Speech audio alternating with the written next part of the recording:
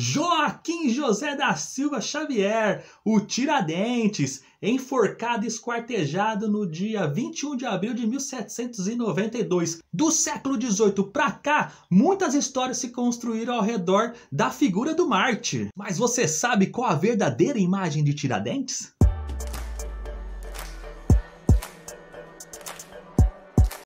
Olá, queridos e queridas! Tudo bem com vocês? O nosso assunto hoje é o Tiradentes, esse personagem da história brasileira que nos desperta muitas curiosidades. O Joaquim José da Silva Xavier, o Tiradentes, foi proclamado Patrimônio Cívico da Nação Brasileira em 1965. É a única pessoa homenageada com um feriado na data da sua morte, que é instituído em 1890, quase 100 anos após a sua morte. E é aqui que tudo começa. No século XIX, o movimento republicano o elegeu como mártir cívico-religioso e antimonarquista. Ou seja, a sua ideia foi utilizada para a afirmação do poder republicano ao mesmo tempo que combatia as ideias monarquistas. É por isso que muitas coisas acabam não sendo o que realmente é. A própria imagem do Tiradentes, portanto, chega até nós nos dias atuais como fruto de um processo de construção da história. Assim, essas ações muitas vezes são feitas para atender determinados interesses em determinadas épocas. A República, portanto, ela não cria o Tiradentes, mas ela vai se apoderar da imagem, do imaginário popular em torno desta figura e vai transformá-lo em um herói republicano. A República tratou logo de dar um rosto ao herói e a imagem mais difundida é essa daí. Percebam vocês como que essa imagem se assemelha muito à de Jesus Cristo.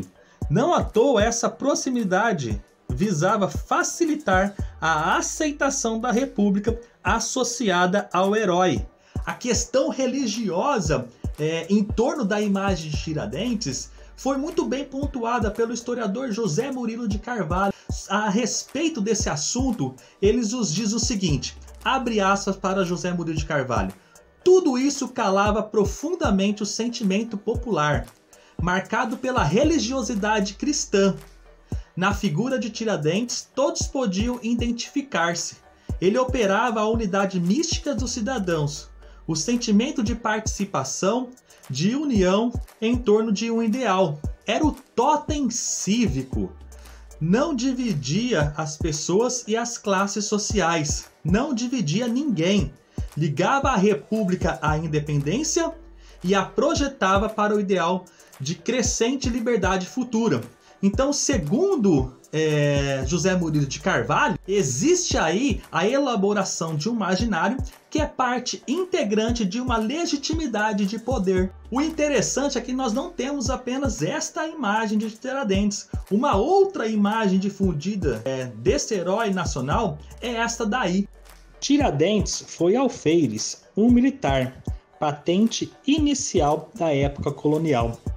Nesta pintura, ele está representado com a farda militar.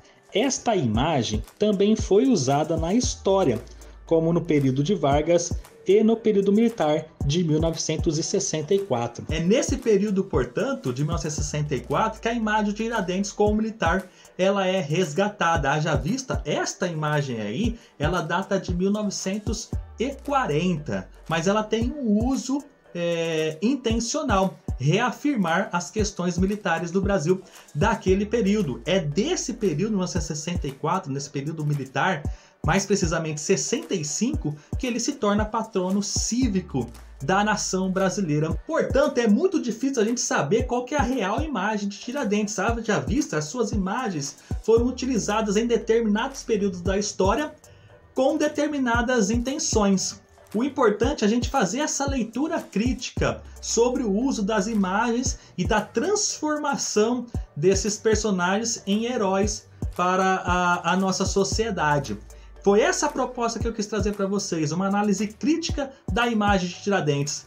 Espero que vocês tenham gostado, um grande abraço e fiquem com Deus, até a próxima!